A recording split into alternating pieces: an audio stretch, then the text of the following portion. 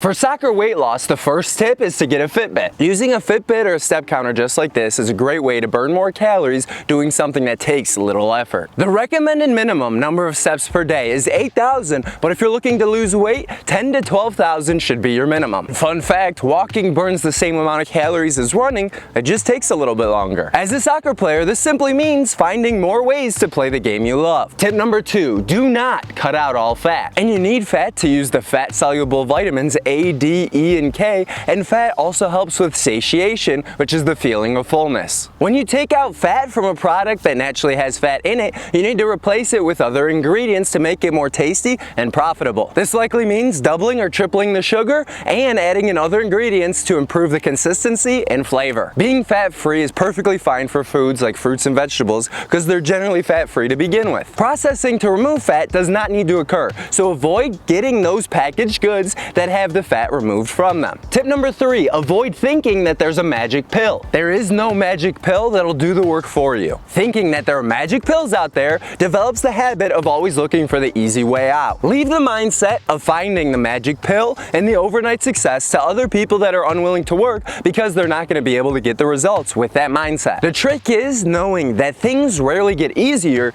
you simply get better. Tip number 4, know how many calories you need to eat in a day. And could you give this video a like? Weight loss from a short-term plan only allows you to keep the weight off as long as you stay on the plan, whereas permanent weight loss requires a change in lifestyle and habits to ensure that you can continue them into the future. Therefore, if there's certain weight loss activities that you really do not like doing, then avoid them to find more manageable opportunities for you to do stuff that you can do for the rest of your life. Also, athletes need to lose weight differently than the average person. The average person can reduce their weight by cutting carbs or fasting, whereas a soccer player needs to know when to consume their carbs around their physical activity. Weight loss is a very simple equation. It's the baseline of calories needed plus any exercise calories burned must be less than the amount of food that you consume in a day. Baseline calories are the amount of calories that your body would use if you just laid around in bed all day and didn't do anything. Use the calculator at active.com, linked in the description below, which I have no association with,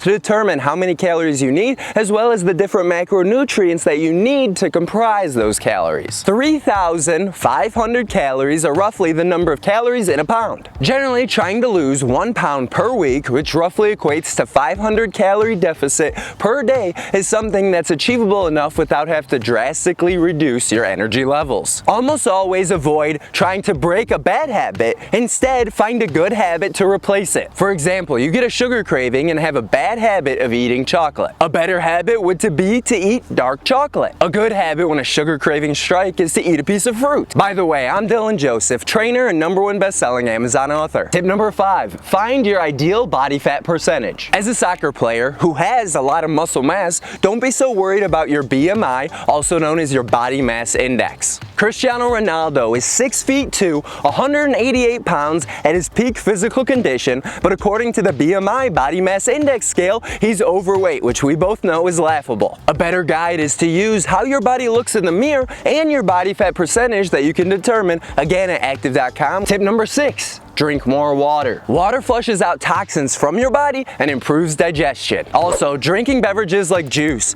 alcohol, and carbonated soda pop have what's known as stealth calories. Scientific evidence confirms that though the calories in high-calorie beverages count towards your calories eaten per day, your body doesn't recognize them the same way as it would in food. Tip number 7, get enough sleep. Too little sleep means more hours of the day awake. More waking hours means more opportunities to eat food because your body needs more energy from being awake for more hours. More food means more calories, which makes it even more difficult to lose weight. Furthermore, not enough sleep over the long term increases a hormone in your body known as cortisol, which increases your appetite, reduces your muscle mass, and increases your stress. Therefore, get a Fitbit, avoid fat-free plans, and avoid thinking about magic pills. Determine how many calories you'll need in a day as well as your ideal body fat percentage, get at least 7 hours of sleep, and drink more water. For an added tip, anytime you play pickup soccer, try to play in the midfield to make sure you're getting the most steps, and subscribe and watch my videos first.